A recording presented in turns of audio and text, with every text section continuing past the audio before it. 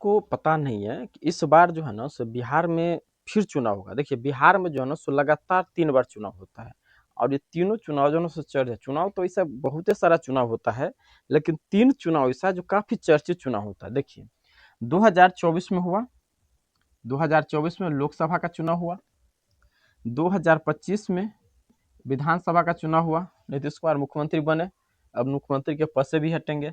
और 2026 में जो है ना तो ये पंचायत का चुनाव होगा। 2026 में कथी का चुनाव होगा? पंचायत का चुनाव होगा। अब ये दोनों चुनाव तो ये बहुत बड़ा चुनाव है, लेकिन ये भी चुनाव कम महत्व नहीं है। आप अपने लोकल गवर्नमेंट को जो है ना इस चुनाव के तहत आप चुनते हो। इसमें जो कैंडिडेट खड़े होते हैं या जो अभ्यर्थी होते हैं, जो व्यक्ति खड़े होते हैं, ये पंचायत के ही व्यक्ति होते हैं सारे। और ये व्यक्ति जो है ना ये सभी को फिजिकली पहचानते रहते हैं और मतदाता भी इनको पहचानता है। ऐसा नहीं है कि नहीं, पर सब फिजिकली लगभग सब पहचानते ही रहते हैं। अब इस पंचायत में ये होता है क्या, जैसे ये चुनाव जीतता है जनता को बेवकूफ बना के, वैसे भी यहाँ पर भी जो है ना सो ये जो अब खड़ा होते हैं महानुभाव लोग, ये भी जो है ना सो चाहते रहते कि जनता को बेवकूफ बनाए और चुनाव जीते। जब तक ये चुनाव में रहेंगे, प्रचार करेंगे, तो इनसे भी ग्राम पंचायत के भी जीते रहेंगे। जो काम कहेंगे ये सारे काम का जो है ना सो गारंटी ले लेंगे। जैसे लगता है कि इन्हीं के सिग्नेचर से जो है ना सारा काम होगा, सारे काम का जो है ना सो जिम्मेदारी हो जाएगा। और जब चुनाव जीत करके यही व्यक्ति आते हैं तो समझिए ना, ये तो रंग बदलने में छिपकली की तरह, ये हमारे फॉन्ट में नहीं है, ये हमारे बस की बात नहीं, इस सब का फॉन्ट नहीं आता है। यानी आपको जो है ना सो गोल माल यानी जिलेबी की तरह घुमा करके जो है ना सो निकल जाएगा। लेकिन खैर ऐसे ही चुनाव के समय में जो है ना सो थोड़ा हर व्यक्ति कोई भी खड़ा होगा तो थोड़ा बढ़ा चढ़ा के बोलता ही है, तो खैर इससे नहीं। लेकिन अब आप लोकल में हो, सबको पहचानते हो, कौन व्यक्ति का घर का स्थिति कैसा, सारे चीज जानते हैं। लेकिन कोई भी योजना आता है तो बगैर योजना में लिए हुए, बगैर करप्शन किए हुए, बगैर पैसा लिए ये कोई काम नहीं करता है। सबसे चर्चित योजना होता है ग्राम पंचायत का प्रधानमंत्री आवास योजना, सबसे ये चर्चित होता है और ये विवादों से घिरा रहता है कि ओकरा मिल रहे हमरा न मिल रहे, वो हमरा से अमीर है तो ओकरा मिल गए हमरा नहीं मिल रहे। ये योजना जो है ना सबसे चर्चित और सबसे ये समझिए ना करप्शन इस योजना में ग्राम पंचायत के तहत होता है। अब ये आप किसी भी जनप्रतिनिधि, मैं जनप्रतिनिधि का नाम नहीं लूंगा, किसी भी जनप्रतिनिधि यदि आपके पंचायत का है तो लगभग हर पंचायत में ये प्रधानमंत्री आवास योजना भ्रष्टाचार होता है। कुछ जनप्रतिनिधि ऐसे होंगे या कोई पंचायत ऐसे होंगे जहां पे साफ सुथरा होता है। सबसे पहले समझिए कि ये जो चुनाव लड़ते हैं ना, ये सब तो सेवा का क्षेत्र है, लेकिन जितने लोग चुनाव लड़ते हैं, आप लोग ईमानदारी से बताइए, क्या आप काम करने के लिए चुनाव में आते हैं? नहीं, आप पैसा कमाने के लिए आते हैं। ये सच है, आप पैसा कमाने के लिए आते हैं, क्योंकि ये चुनाव में जो इसमें भी लाखों लाख रुपया खर्च होता है, प्रचार में खर्च करता है। यदि आप लाखों लाख रुपया प्रचार में खर्च करते हैं तो आपका सेवा करने के लिए आएंगे, स्वाभाविक बात है आप कमाएंगे। और जनता भी बेवकूफ होता है, जनता तो बेवकूफ है ये है, और बेवकूफ नेता बनाता भी है। 500 1000 दारू मुर्गा अगरम बगरम दुनिया समझो ना इसी वोट को खरीदता है। लेकिन ये जो आप दारू मुर्गा जो बांटते हो तो कहाँ सब तक थोड़ी ना पहुंचता है।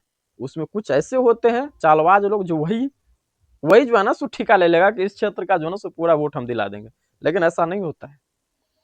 अब इस योजना ये विवादों से होता है, इसमें पैसा भ्रष्टाचार इतना होता है कि आप इसी बार 2025 में जब प्रधानमंत्री, पहले इसका नाम इंदिरा आवास था योजना, इसी का इंदिरा आवास योजना का नाम बदल के प्रधानमंत्री आवास योजना किया गया। लगभग जितने व्यक्ति का सर्वेक्षण हुआ सबसे लगभग समझिए 3000 4000 2000, यानी जितना गरीब व्यक्ति उसको उतना ज्यादा चार्ज, और जो थोड़ा बोल वाला है, बोल सकता है, ओकरों से भी लिया गया। ऐसा नहीं है कि ओकरा भी छोड़ा गया, ओकरों से भी लिया गया, लेकिन उसको थोड़ा कम लिया गया। और जब आप जनप्रतिनिधि के पास जाएंगे, कहेंगे कि पैसा लेता है, तो वही जनप्रतिनिधि आपको जवाब देगा कि बगैर पैसा का तो कोई काम ही नहीं होता है। ऊपर वाला अधिकारी जो है सो बगैर पैसा का साहब काम नहीं करता है। तो भाई ये साहेब लोग जो होते हैं ना, साहेब भ्रष्ट नहीं होते हैं, साहब को भ्रष्ट करवाया जाता है, ये समझिए। कोई भी अधिकारी भ्रष्ट होते नहीं, अधिकारी बहुत अच्छे होते हैं। आप भ्रष्ट नेता का ही चुनाव कर लेते हैं। आपका नेता अच्छा होगा ना तो किसी अधिकारी का ताकत नहीं है जो 1 रुपया का जो है ना इधर से इधर हेरा फेरी कर दे। ये आपके नेता अधिकारियों के माध्यम से भ्रष्टाचार करवाते हैं और आपसे जो है ना सो पैसा ऐंठते हैं, और बदनाम कर्मचारी होते हैं, बदनाम अधिकारी होते हैं। लेकिन नहीं, यदि आप मान लीजिए ईमानदार है, यदि आप कोई जनप्रतिनिधि ईमानदार है और आपका बात अधिकारी नहीं मानते तो आप तो जनता के वोट से न बने हैं, अधिकारी तो आपको नहीं बनाया है। आप आइए ना जनता के बीच में, आप कितना बार आए जनता के बीच में, आइए जनता को बताइए ये अधिकारी पैसा मांगता है, इतना मतलब सार्वजनिक बैठक कराइए, सार्वजनिक बैठक कराइए, सब सामूहिक बैठक कराइए, सभी व्यक्ति जानेंगे। इससे आपका प्रतिष्ठा कम नहीं होगा, इससे आपका प्रतिष्ठा और बढ़ेगा। लेकिन आप जिलेबी की तरह जो पब्लिक को घुमाएंगे, इसमें प्रतिष्ठा घटता है। अब आपसे सवाल होगा और पब्लिक से भी कहते हैं, जनता से भी कहते हैं, अब तैयार रहिए, अब अक्टूबर नवंबर के समय में चुनाव होगा, तैयार रहिए। कौन कौन व्यक्ति आपसे पैसा लिया है, किस किस के माध्यम से आपके जो है ना सो पैकेट से पैसा निकाला गया है, और उस समय आपका जनप्रतिनिधि काम नहीं दिया तो आपका जनप्रतिनिधि तो जिम्मेदार है ही, और उतना ही जिम्मेदार विपक्ष वाला भी है जो चुनाव पिछले साल हार गए और इस बार भी वो चुनाव में आएंगे, इसका जिम्मेदार वो भी है। वो कैसे है, मान लीजिए कि एक्स आदमी चुनाव जीत गया तो स्वाभाविक बात है जीतेगा तो एक ही आदमी, और सब तो हारेगा ही। 10 आदमी खड़ा हुआ चुनाव में तो एक ही आदमी जीतेगा, सब आदमी तो चुनाव हारेगा। तो यदि ये करप्शन कराता है तो आप काहेला मुंह देख रहे हो, आप हाथ पर हाथ धरके काहे बैठे हैं? आपने इसका विरोध क्यों नहीं किया, जनता को क्यों नहीं जागरूक किया? तो आपने भी एकदम हाथ पे हाथ धर कर बैठे हैं। तो आपके ऊपर कैसे जनता विश्वास करें? आपके ऊपर जनता कैसे विश्वास करें कि आप जीत करके आएंगे तो फिर आप ये काम नहीं करेंगे? विश्वास तो होता यदि वर्तमान जनप्रतिनिधि यदि करप्ट है, अधिकारियों के माध्यम से जनताओं से पैसा ऐंठने का काम करते हैं, तो आप काहे चुप है? ऐसा तो नहीं है कि आप हारे तो आपको कोई वोट नहीं दिया, कोई तो वोट दिया होगा।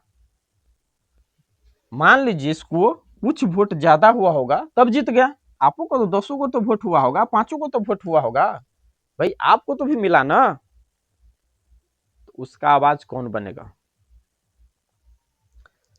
यानी आप हार गए तो आपका कोई जिम्मेदारी नहीं, आपकी भी बहुत बड़ी जिम्मेदारी होती है। लेकिन ऐसा तो होता नहीं पंचायत चुनाव में, जो जीत गया बस, अब वही जो हार गया सब अपना अपना कामकाज में लग जाते हैं जनता। तो तैयार रहिए, इस बार सवाल जो है ना सो आप पूछिए कि आप चुनाव जीत करके आएंगे तो क्या करेंगे। जो कैंडिडेट और जो वर्तमान में है ओकरा से पूछे कि आपने क्या काम किया, काम का नाम बताइए, वहां पे जाके देखिए कि वास्तव में ये काम हुआ है कि नहीं। यदि आपको अच्छा लगा तो फिर जिताइए, अच्छा नहीं लगा तो न जिताइए। आपके पास तो भाई 5 साल के बाद तो अधिकार आता है ना, यही तो है लोकतंत्र की खूबसूरती कि 5 साल के बाद आपको ये पावर मिलता है कि हमें किसे कुर्सी पर बैठाना है और किसे कुर्सी से बाहर उतारना है। तो इस बार तैयार रहिए अपने सवालों के साथ, और जो भी जनप्रतिनिधि चाहे जीते हुए हो या कोई नए अभ्यर्थी है या नए कैंडिडेट खड़ा होते हैं या पुराने हैं जो कुछ वोट से हार गए, नहीं जीत पाए, सभी से सवाल कीजिए। जो जीता उससे सवाल कीजिए, जो खड़ा है उससे पूछिए आप कि आप जीत करके आएंगे तो क्या करेंगे।